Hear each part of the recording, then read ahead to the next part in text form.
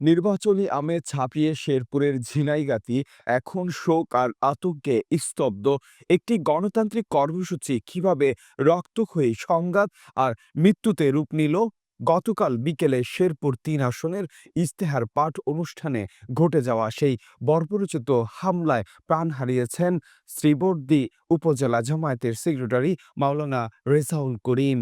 এই হত্যাকাণ্ডের নেপথ্যে আসলে কি ঘটেছিল, কেন প্রশাসন ও আইনশৃঙ্খলা বাহিনীর ভূমিকা নিয়ে উঠেছে প্রশ্ন, বিস্তারিত থাকছে আজকের প্রতিবেদনে। ঘটনার সূত্রপাত গতকাল বিকেলে শেরপুর-৩ আসনের সহকারী রিটার্নিং অফিসার কর্তৃক আয়োজিত ইশতেহার পাঠ অনুষ্ঠান চলছিল ঝিনাইগাতীতে। ১১ দলীয় জোট সমর্থিত জামায়াত ইসলামীর প্রার্থী নুরুজ্জামান বাদলের সমর্থকদের উপস্থিতিতে মাঠ ছিল কানায় কানায় পূর্ণ। অভিযোগ উঠেছে, অনুষ্ঠান শুরুর আগে বিএনপি সমর্থকরা বিলম্বে এসে চেয়ারে বসা নিয়ে বাকবিতণ্ডায় জড়িয়ে পড়ে। মুহূর্তেই সেই কথাটি রূপ নেয় হাতাহাতি ও রক্তক্ষয়ী সংঘর্ষে। প্রত্যক্ষদর্শী ও জামায়াত শিবিরের অভিযোগ অনুযায়ী বিএনপি ও যুবদলের সশস্ত্র কর্মীরা দেশীয় অস্ত্র নিয়ে অতর্কিত হামলা চালায় জামায়াত সমর্থকদের উপর। এই হামলায় প্রার্থী নুরুজ্জামান বাদল সহ শতাধিক নেতাকর্মী, সাংবাদিক ও সাধারণ মানুষ গুরুতর আহত হন। তাদের মধ্যে ৩ জনের অবস্থা আশঙ্কাজনক হলেও দ্রুত ময়মনসিংহ মেডিকেল কলেজ হাসপাতালে নেওয়ার চেষ্টা করা হয়, কিন্তু শেষ রক্ষা হয়নি।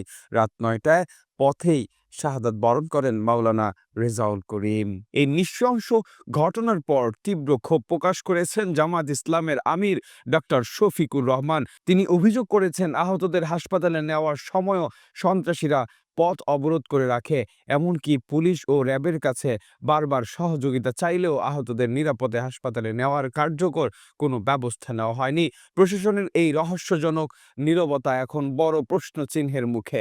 জনগণের জানমালের নিরাপত্তা নিশ্চিত করা যেখানে পুলিশের সাংবিধানিক দায়িত্ব, সেখানে এই ব্যর্থতা কেন?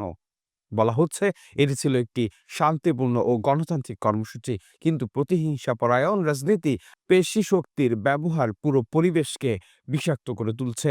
ডক্টর শফিক রহমান স্পষ্ট জানিয়েছেন, এই খুনের নেশায় যারা মত্ত হয়েছে তাদের দৃষ্টান্তমূলক শাস্তি দিতে হবে।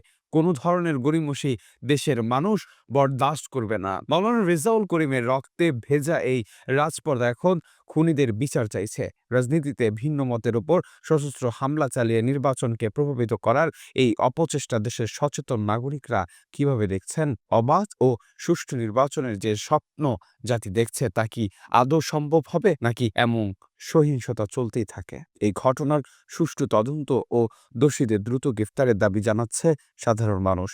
আপনার মতামত আমাদের কমেন্টে জানান। মাহবুবুর রহমান শান্ত, বাংলা FM।